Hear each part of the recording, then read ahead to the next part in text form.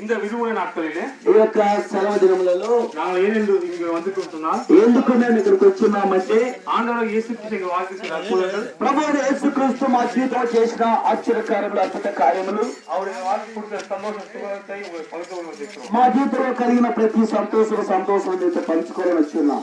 சுமார் 2010 வருடங்களுக்கு முன்பதாக ஆண்டவர் இயேசு கிறிஸ்து பூமியில் பிறந்தார். 2010 సంవత్సరాల క్రితం యేసుక్రీస్తు ఈ భూలోకానికి వచ్చాడు. அவர் ஒரு சாதாரண மாட்டுத் தோட்டத்தில் பிறந்தார். ఆయన పశువుల పాకలో జన్మించాడు.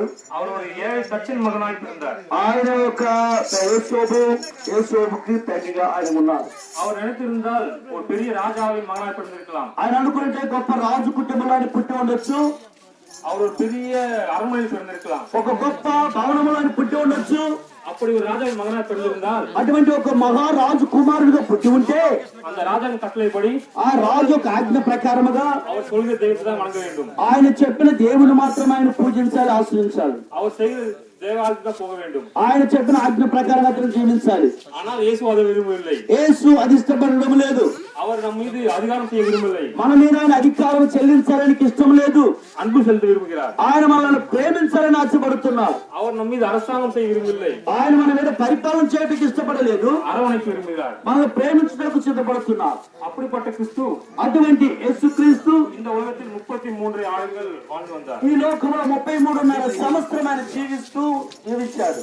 அவர் இந்த உலகத்தில் ஊழியம் செய்து கொண்ட காலத்தில் ఆయన 33.5 సంవత్సరం ఆయన పరిచయం చేస్తూ ஒரு நாள் ஊழியம் செய்துவிட்டு வரும்போது ప్రతిదినము సేవ చేసి తిరిగి వచ్చేటప్పుడు திருநாள ஜனக்கூட்டம் అనేక జన సమూహములు ఆయన వెంట వస్తుంటారు. துக்கத்தோடும் దుఃఖముతోను துயரத்தோடும் బాధలతోను வேதனையோடும் వ్యాధితోను கஷ்டத்தோடும் కష్టములతోను அவர் பின்தொடர்ந்து வந்து ఆయన వెంబడిస్తూ వస్తూ அவரிடத்து சமாதானத்தை பெற்றுக் கொள்ள வந்திருந்தார்கள். ఆయన యొక్క సమాధానం పొందాలని ఆశిస్తూ ఆయన వెంట తిరుగుతున్నారు. அவரிடத்து விடுதலை பெற்றுக் கொள்ள வந்திருந்தார்கள். ఆయన యొక్క విడుదల పొందుటకు వచ్చారు. அந்த கூட்டத்தில் ஒருவன் ఆ యొక్క కూటములో ఒక అతను பயங்கர கொடூர குஷ்டத்தோடு இருந்தான். భయంకరమైన కుష్టి వ్యాధి కలిగిన వాడు ఉన్నాడు.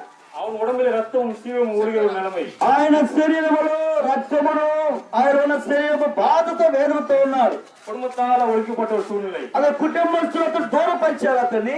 சமூகத்தால ஒழிக்கப்பட்ட ஒரு சூழ்நிலை. ఓ దేశంలో ప్రతి ఒక్కరు తునీకరించారు. அவன் வாழ்நாள் முழுவதும் பெரிய కష్టం. ఆయన జీవించిన కాలం కష్టాలతో జీవించాడు. அப்படிப்பட்ட ஒரு நிலைமையிலே అటువంటి స్థితిలో ఉన్న ఒక అతను அவன் இயேசு கிறிஸ்து இடத்துல வந்து ఆ యేసు యొద్దకు వచ్చి இயேசு பிரபுவே, యేసు ప్రభువా, உமக்கு சித்தமானால் నీకు చిత్తమైతే என்னை சுத்தமாக்கும், నన్ను శుద్ధిని చేయమని అడిగాడు. அப்படி சொல்லி ఆయన అడిగి ஆண்டவருக்கு விசுவாசத்தோடு ஒப்பு கொடுத்தான். దేవుడితో విశ్వాసముతో తను ఒప్పుకున్నాడు.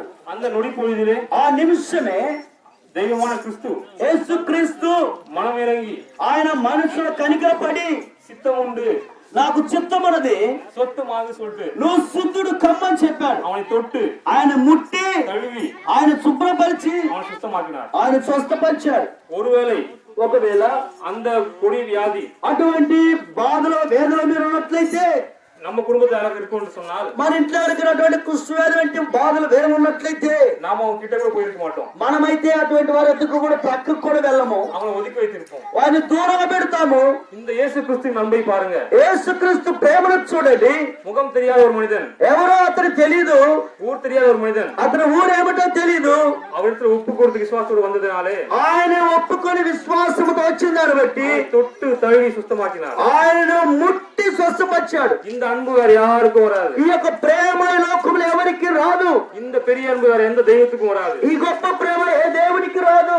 அப்படிப்பட்ட ஒரு தெய்வத்தை நம்ம நீங்க ருசி பார்க்கணும்னு சொன்னா అటువంటి దేవుని మీరు రుచి చూసి తెలుసుకునేలా இயேசு கிறிஸ்துவை ஏற்றுக்கொள்ளுங்க. యేసుక్రీస్తును మీరు అంగీకరించండి.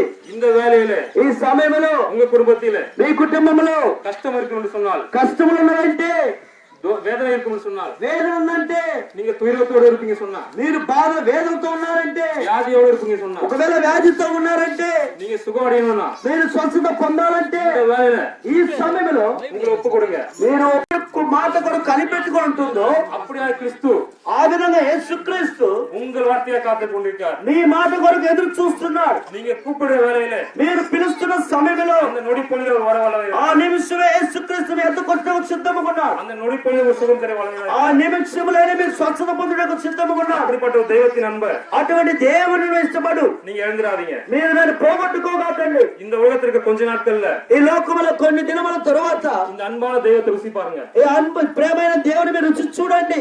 அவட அன்பை நீ ருசி பார்த்தோம்னா, ఆయన ప్రేమను మీరు రుచి చూసినట్లయితే விசுவாசத்தோட உங்களை நீங்க ஒப்பு கொடுங்க. విశ్వాసముతో మీరు తను ఒప్పించుకోండి మీ జీవితములను. மேலும் இயேசு கிறிஸ்துவின் அன்பை பற்றி நீங்க தெரியணும்னா, ఇంకా యేసుక్రీస్తుని యొక్క ప్రేమను మీరు ఇంకా తెలుసుకోవాలని ఆశపడిన ఎడలా எங்கிட்ட ஒரு கைப்பிரதிகள் உண்டு, మా యొక్క కొన్ని కరపత్రికలు ఉన్నవి, அதை வாங்கி படிங்க. వాటిని తీసుకొని మీరు చదవండి. கர்த்தர் உங்க வாழ்க்கை அற்புதம் செய்வார். దేవుడు మీ జీవితంలో అద్భుత కార్యములు చేస్తారు.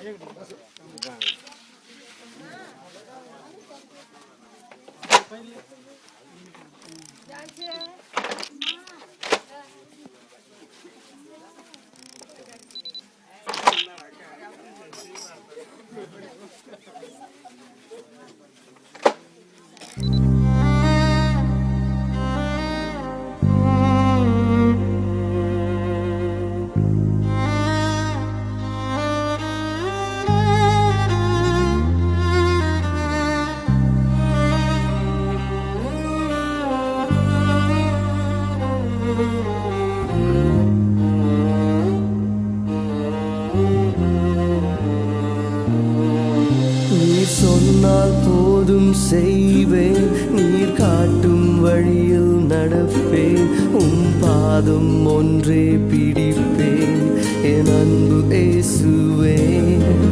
நீர் சொன்னால் போதும் செய்வேன், நீர் காட்டும் வழியில் நடப்பேன், பாதம் ஒன்றே பிடிப்பேன், என் அன்பு இயேசுவே. சொன்னால் போதும் செய்வேன், நீர் காட்டும் வழியில் நடப்பேன், பாதம் ஒன்றே பிடிப்பேன், என் அன்பு இயேசுவே.